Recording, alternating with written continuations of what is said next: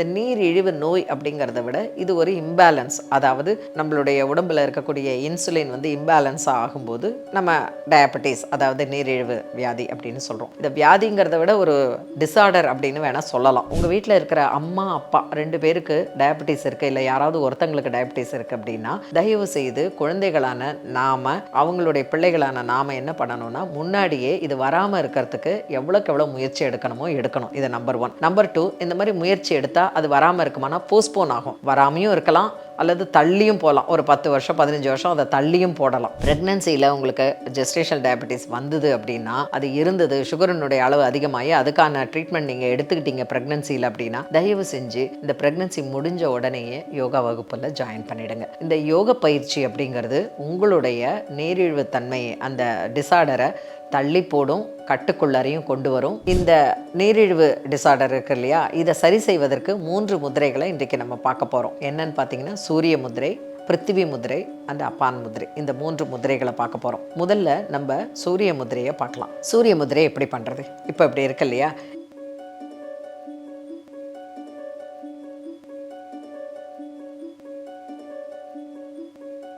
Health cafe நேயர்களுக்கு வணக்கம். உலகத்தில் முதல்ல ஒரு நீர் அப்படிங்கிறது ஆழிசூழ் உலகு அப்படின்னு சொல்லுவாங்க. அந்த ஆழிசூழ் உலகில் வந்து நீர் வந்து ரொம்ப பிரதானம் இல்லையா? நம்ம உலகத்திலேயே அதீதமான பரப்பளவில் இருக்கிறது நீர் தான். அந்த நீரை அழிந்து வருவது அப்படின்னா என்ன? அந்த நீர் வந்து அதீதமான அளவில் உடம்புல இருந்து போகிறது அப்படின்னா நீர் இழிவு நோய் அப்படின்னு சொல்லுவோம். இந்த நீர் இழிவு நோய் அப்படிங்கிறத விட இது ஒரு இம்பேலன்ஸ். அதாவது நம்மளுடைய உடம்புல இருக்கக்கூடிய இன்சுலின் வந்து இம்பேலன்ஸ் ஆகும்போது நம்ம டயபெட்டிஸ், அதாவது நீரிழிவு வியாதி அப்படின்னு சொல்கிறோம். இந்த வியாதிங்கிறத விட ஒரு டிசார்டர் அப்படின்னு வேணால் சொல்லலாம். இப்போது இந்த நீரிழிவு வந்து டைப் 1 டயபெட்டிஸ், டைப் 2 டயபெட்டிஸ், இது எதனால் வருது, ஏன் வருது, இது எல்லாருக்குமே தெரிஞ்ச விஷயம். இதை பற்றி நம்ம சொல்ல வேண்டிய அவசியமே இல்லை.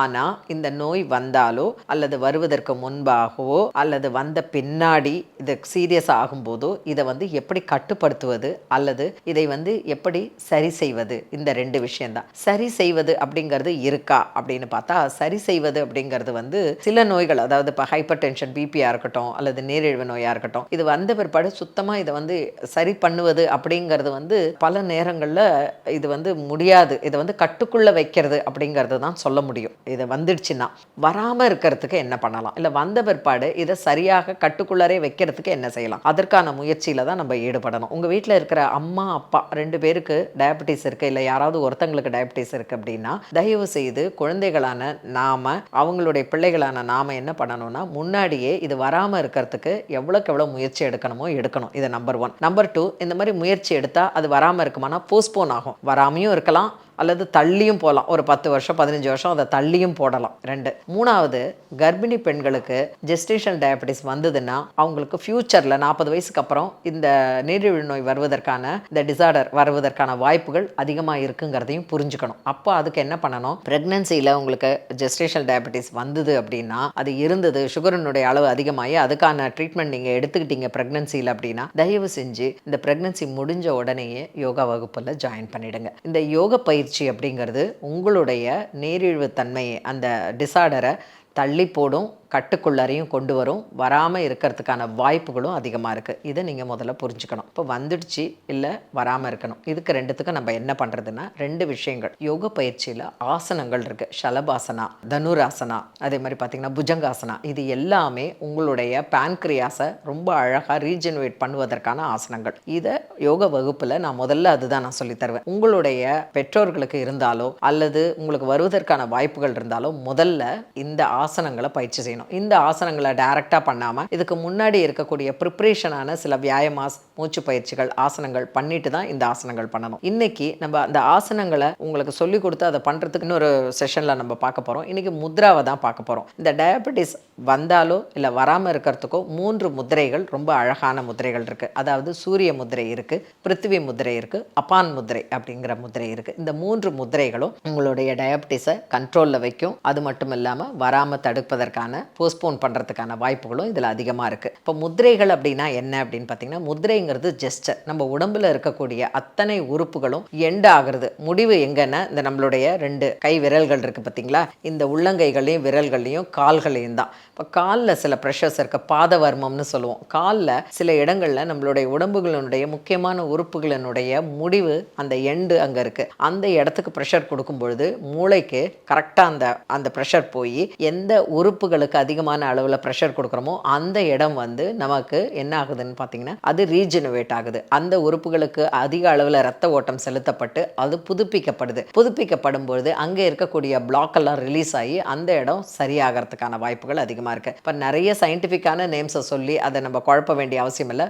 எளிமையாக புரிஞ்சுக்கோங்க. எளிமையாக எந்த இடத்த தொட்டால் எந்த இடத்துல ப்ரெஷர் வரும் அப்படிங்கிறத புரிஞ்சுக்கோங்க. இந்த உடம்பு ஒரு அழகான ஒரு இன்ஸ்ட்ருமெண்ட், அற்புதமான ஒரு இன்ஸ்ட்ருமெண்ட். இந்த உடம்பை நம்ம ஒரு சயின்ஸாக ஒரு ரோபோட்டாக உருவாக்கணும் அப்படின்னா அதுக்கு அவ்வளோ உழைப்பு வேணும். அப்போ கூட அதில் உயிர் இருக்காது. நம்ம உடம்புல உயிர் இருக்குது. நீர், ரத்த ஓட்டம், எலும்பு, நரம்பு மண்டலம், டைஜஸ்டிவ் சிஸ்டம், அவ்வளோ சிஸ்டங்கள் எல்லாம் ஒன்றுக்கு ஒன்று இன்டர் கனெக்ட் ஆகி அழகாக வேலை செஞ்சிட்ருக்கு. இந்த நீரிழிவு டிசார்டர் இருக்கு இல்லையா, இதை சரி செய்வதற்கு 3 முதிரைகளை இன்றைக்கு நம்ம பார்க்க போகிறோம். என்னன்னு பார்த்தீங்கன்னா சூரிய முதிரை, பிருத்திவி முதிரை, அந்த அப்பான் முதிரை. இந்த 3 முதிரைகளை பார்க்க போகிறோம். முதல்ல நம்ம சூரிய முதிரையை பார்க்கலாம். சூரிய முதிரை எப்படி பண்ணுறது? இப்போ இப்படி இருக்கு இல்லையா, இந்த மோதிர விரலை மடிச்சுக்கோங்க. மோதிர விரலை மடிச்சுட்டு உங்களோட கட்டை விரலை அது மேலே வச்சுக்கோங்க. இந்த மோதிர விரல் மடித்து உங்களுடைய கைகள் அந்த உள்ளங்கை இருக்குல்லையே அந்த இடத்த தொட்டுட்ருக்கணும். இப்போ இந்த கட்டை விரலால் இந்த மோதிர விரல் மேலே கை வச்சுக்கோங்க. அவ்வளோதான். இப்படி வச்சுட்டு உங்களோட உள்ளங்கையை உங்களை நோக்கி இருக்கிற மாதிரி உங்கள் தொடை மேலே வச்சுக்கோங்க. நீங்கள் அதை வந்து பெட்டில் உட்காந்துக்கலாம், இல்லை கீழே தரையில் உட்காந்துக்கலாம், அப்படி இல்லைன்னா சேரில் உட்காந்துக்கலாம். இப்போது இந்த மோதிர விரலை மடித்து கட்டை விரலால் அதை மூடிக்கிட்டு இப்படி வச்சுக்கோங்க. இதுக்கு பேர் சூரிய முதிரைன்னு பேர். இந்த சூரிய முதிரை உடம்பில் ப்ரெஷரை ஏற்படுத்தி என்ன ஆகும் அப்படின்னு பார்த்தீங்கன்னா உங்களுடைய அந்த நீரிழிவு தன்மையை வந்து குறைக்க ஆரம்பிக்கும். ஸோ கண்களை மூடிக்கங்க. கண்களை மூடிக்கிட்டு நல்ல மூச்சை பொறுமையாக இழுத்து பொறுமையாக விடுங்க. ஒரு 3லிருந்து 6 நிமிஷம் அப்படி உட்காந்துட்ருக்கணும். இந்த நேரத்தில் டிவி பார்க்குறது, மொபைல் பார்க்குறதெல்லாம் பார்க்காம அழகாக அப்படி உங்கள் ஷோல்டர் மேலே உங்களுடைய தொடை மேலே உங்கள் கைகளை வச்சுக்கிட்டு பொறுமையாக நிதானமாக உங்கள் ஷோல்டர்லாம் ரிலாக்ஸ்டாக இருக்கட்டும், பேக் போன் ரிலாக்ஸ்டாக இருக்கட்டும். நல்ல 3லிருந்து 6 முறை மூச்சை இழுத்து விடுங்க. இந்த சூரிய முதிரை பண்ண உங்களுடைய நீரிழிவு தன்மையினுடைய அந்த பாதிப்பு அப்படிங்கிறது குறையிறத பார்க்கலாம். அடுத்தது பிருத்திவி முத்திரை. பிருத்திவி முத்திரைங்கிறது என்னென்னா அதே மாதிரி இந்த உங்களுடைய மோதிர விரலை மடிச்சுக்கோங்க, கட்டை விரலை வந்து மூடிக்கோங்க.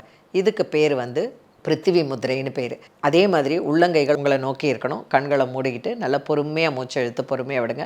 உங்களுடைய கவனம் வந்து உங்கள் சுவாசத்தில் இருக்கணும். அப்படியே கண்களை மூடிக்கிட்டு நிதானமாக ஒரு 3லிருந்து 6 நிமிடம் பண்ணுங்கள். எத்தனை நாழி பண்ணலாம் அப்படின்னா ஒரு நாளைக்கு 21 நிமிடம் பண்ணணும். இந்த 21 நிமிடத்தை நீங்கள் ஸ்பிளிட் பண்ணியும் பண்ணலாம். அப்படி இல்லை அப்படின்னா நான் வந்து 6 நிமிஷம் இருக்கேன், ஒரு 18 நிமிஷம் இருக்கேன் அப்படின்னு சொல்லிட்டு அப்புறம் ஒரு 3 நிமிஷம் இருக்கேன் அப்படின்னு உங்களுடைய விருப்பம். அது உங்களுடைய நேரத்துக்கு தகுந்த மாதிரி, உங்கள் டைம் மேனேஜ்மெண்ட்டுக்கு தகுந்த மாதிரி அதை பிரித்து வச்சுக்கோங்க. ஸோ ஒரு நாளைக்கு 21 நிமிடம் இந்த முதிரையில் இருக்கலாம். ஓகேங்களா, இந்த பிருத்திவி முதிரையில். அடுத்தது நான் சொல்ல போகிறது அப்பான் முதிரை. அப்பான் முதிரை அப்படிங்கிறது உங்களுடைய இந்த நடு விரலையும் உங்களுடைய மோதிர விரலையும் மூடிக்கோங்க. இந்த மூடிட்டு இந்த விரலை இங்கே வச்சுக்கோங்க. இப்படி வச்சுட்டு உங்களுடைய உள்ளங்கை உங்களை நோக்கி இருக்கணும். அப்படியே உட்காந்துட்டு கண்களை மூடிக்கிட்டு நல்ல பொறுமையாக மூச்சு இழுத்து பொறுமையாக விடுங்க. ஒரு 3லிருந்து 6 நிமிடம், இல்லைனா ஒரு 9 நிமிடம், அப்படி இல்லைன்னா ஒரு 18 நிமிடம், அப்படி இல்லைன்னா ஒரு 21 நிமிடம். இப்போ 21 நிமிடம் ஒரு நாளைக்கு இதை செய்யும் பொழுது தான் அதற்கான பலன் ஏற்படும். போட்டு ரொம்ப அழுத்தாமல் உங்களுடைய நடு விரல், மோதிர விரல் இதை வச்சுட்டு உங்களுடைய கட்டை விரலை அது மேலே வச்சுக்கோங்க. கட்டை விரலை மேலே வச்சுட்டு உங்களுடைய தொடை மேலே வச்சுக்கோங்க. கண்களை மூடிக்கிட்டு பொறுமையாக இருங்க. இதுக்கு பேர் அப்பான் முதிரைன்னு பேர். அப்பான் முதிரையில் கண்களை மூடிக்கிட்டே இருக்கும் பொழுது நல்ல மூச்சை இழுத்து வெளிவிடும் பொழுது உங்களுடைய பான்க்ரியாஸுக்கான ப்ரெஷர் அங்கே போய் நல்ல பிளட் சர்க்குலேஷன் ஆகி உங்களுடைய நீரிழிவு பாதிப்புங்கிறது குறையும். அது மட்டும் இல்லாமல் உங்களுடைய சர்க்கரை அளவும் குறைய ஆரம்பிக்கும். பட் இந்த முதிரை பண்ணுறேன் ஆனால் நான் நிறைய சாப்பிட்றேன், சூரிய முதிரை, பிருத்திவி முதிரை, அப்பான் முதிரை, இந்த 3 முதிரையும் பண்ணுறேன், நான் நிறைய சாப்பிட்றேன் அப்படின்னா தவறு. அது எல்லாமே சேர்ந்தது தான். இது ஒரு பார்ட்டு, இது ஒரு பார்ட்டு, இது ஒரு பார்ட்டு. அப்போ 3 பார்ட்டு. முதிரை ஒரு பார்ட்டு, சரியான அளவில் கரெக்டாக சாப்பிட்றது ஒரு பார்ட்டு, அடுத்தது 3வது யோகா பயிற்சி, வாக்கிங், இது பார்ட்டு. இந்த 3 சேரும் பொழுது தான் உங்களுக்கு முழுமையான பலன் கிடைக்கும். இது ஒன்றே ஒன்று பண்ணுறேன் ஆனால் எனக்கு எல்லா பலனும் கிடைக்கணும்னா முடியாது. அதாவது நான் சாதம் மட்டும் வச்சுக்கிறேன், எனக்கு குழம்பு வேண்டாம், தொட்டுக்க வேண்டாம், ரசம் வேண்டாம், எதுவும் வேண்டாம், சாதம் மட்டும் சாப்பிட்றேன் ஆனால் எனக்கு எல்லா விட்டமினும் கிடைக்கணும் அப்படின்னா அது கிடைக்காது இல்லையா. சாதத்தோடு சேர்ந்து நீங்கள் என்ன பண்ணணும், எல்லாமே நீங்கள் காய் கூட்டு இருக்கணும், பொரியல் இருக்கணும், ஒரு சாலட் இருக்கணும், ஒரு தொகையில் இருக்கணும், தயிர் இருக்கணும், மோர் இருக்கணும். தயிரை விட மோராக சாப்பிடுங்க. அப்படி அப்படி இருக்கணும். இது எல்லாம் ரசம், குழம்பு இது எல்லாம் சேரணும். காய்கறிகள்லாம் இருக்கணும். ஸோ எல்லாத்துலேயுமே விட்டமின்ஸு, மினரல்ஸு, கார்போஹைட்ரேட்ஸ் எல்லாமே இருக்குது. பட் எது அதிகமாக சாப்பிட்றோம், எது குறைவாக சாப்பிட்றோம் அப்படிங்கிறது ரொம்ப முக்கியம். அதே மாதிரி இந்த முத்திரைகள் ஒவ்வொருத்தவங்களுக்கும் சில சமயம் வேறுபடும். அதாவது நம்மளுடைய ஆயுர்வேத சாஸ்திரத்தை படி நீங்கள் பார்த்தீங்கன்னா நம்மளுடைய உடம்பு அப்படிங்கிறது பித்த, வாயு, கஃப இந்த 3 விதமாக இருக்குது. இந்த பித்தா, வாயு, கஃபா இந்த 3 முறைகளில் ஒவ்வொரு முத்திரை ஒவ்வொருத்தங்களுக்கு செயல்படும். அதனால தான் 3 முத்திரை சொன்னேன். ஒரு சில பேர் டயபிட்டிஸ் இருக்கிறவங்க பித்தா பாடியாக இருக்கலாம், ஒரு சில பேர் கஃபா பாடியாக இருக்கலாம், ஒரு சில பேர் வாயு பாடியாக இருக்கலாம். ஸோ இந்த 3 டைப் ஆஃப் பாடி தான் நம்ம மனுஷங்களுக்கு இருக்குது. இதை தாண்டி கிடையாது. ஒன்று பித்தா அதிகமாக, வாயு அடுத்தது கஃபா இருக்கும். சில பேருக்கு கஃபா அதிகமாக, வாயு அப்புறம் பித்தா இருக்கும். சில பேருக்கு வாயு அதிகமாக இருக்கும், பித்தா கஃபா அப்படி இருக்கும். த காம்பினேஷன் ஆஃப் பாடி அப்படிங்கிறது ஒவ்வொருத்தங்களுடைய கான்ஸ்டியூஷனை பொறுத்தது. அதனால தான் 3 முத்திரைகள் சொன்னேன். இந்த 3 முத்திரைகளை நீங்கள் பண்ணும்பொழுது எது உங்களுக்கு அதீதமாக இருக்கோ, எந்த தன்மை அதாவது வாயுத்தன்மையோ கஃபத்தன்மையோ அதிகமாக இருக்கோ அது குறைவதற்கான வாய்ப்புகளும் நிறைய இருக்குது. அதனால் இந்த முத்திரைகளை பண்ணுங்கள், சரியான முறையில் சாப்பிடுங்க, நல்ல வாக்கிங் போங்க, யோகா பயிற்சி பண்ணுங்கள்.